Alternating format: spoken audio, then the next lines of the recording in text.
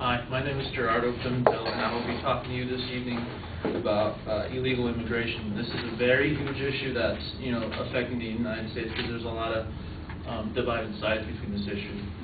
Our proposition today is that our policy is that there should be a path to citizenship for undocumented workers who can show that they've worked and resided in the U.S. for a minimum of 5 years.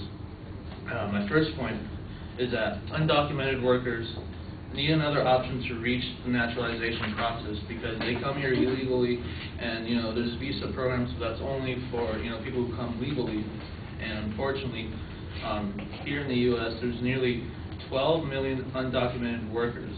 Now almost a million people legally enter the United States, so that's a very small number, and the visa program doesn't really apply to that. And the number of people that migrate because of employment-based skills is actually less than half of the legal people. So half of the million that actually come here, and that's a very small number. Another point is that an alternative legalization option will eliminate penalties and fees. ICE spends an additional $2.1 billion every year on just the detention and removal efforts to get rid of these people. And it's very unfair because these workers, that if they get fined, that's a lot of money they have to pay, and it's just not fair for them. That money should go towards helping undocumented workers reach their citizenship rather than punishing them.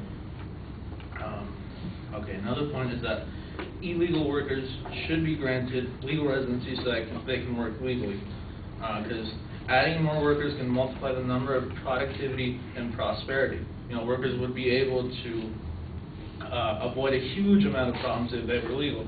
They wouldn't be deported by ICE. They won't have to, be detained or pay these huge fines. And they could also benefit the economy since employers, could hire them easily without, having to ask for their ID. These workers would also gain many benefits and specialization in their field of work. Okay, the second main point is that illegal workers who pay taxes do not receive their benefits. Only 29% of workers who lack legal status don't even get these benefits. So above all, they're paying taxes, but they're not even getting benefits from government sponsored programs, and it's wrong. So money they could have benefited from is going to other people instead. Another point is that public opinion towards immigration is negative since this issue is very complex. A simple notion is that Americans fear that illegal immigrants will take away their jobs, and this is just a bit off because it's kind of a natural bias. They think, oh, people are going to come take away their jobs, when that's not really the case, because most of these immigrants take jobs that no other citizens would want. Including back-breaking labor, such as, picking up strawberries every day. That's really hard. The third main point with this policy basically is that workers will better themselves through higher wages. Economists have demonstrated that real wages, would be rising as long as immigrants are self-supporting. Workers will benefit the economy since they'll be paying taxes, but they'll be identified rather as paying taxes and they're not identified. And employers will have to pay taxes on the workers as well, but this isn't really going to hurt. This is just going to help out the economy. Another point is that with this in mind, employers again have to file taxes on workers, and they'll encourage their workers to pay taxes as well. Another point is that workers aren't going to have to worry about the legal troubles from the government. They're not good. If they have protection from ICE, they're not going to worry about being deported at any time. And they'll also have more confidence, and they'll be able to work harder to better themselves, and be better in their field of work. Okay, so our plan of action or policy is an employment ID card, which will basically help workers towards the naturalization process.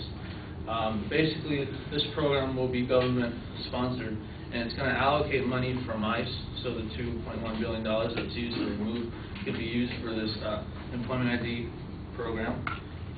They will have protection from the government, so they're not going to face deportation.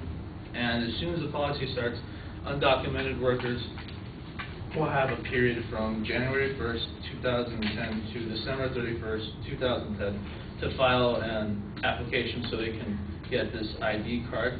The card will basically consist of basically a photo and a fingerprint, much like the driver's license that we apply for here in California.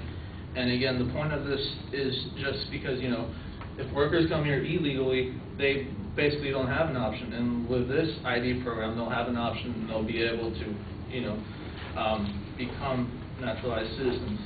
Because if they don't have, you know, some sort of option, then they get in a lot of trouble, and people, you know, aren't really happy about that at all. Thank you. You guys might want to hold your applause until the end of all of the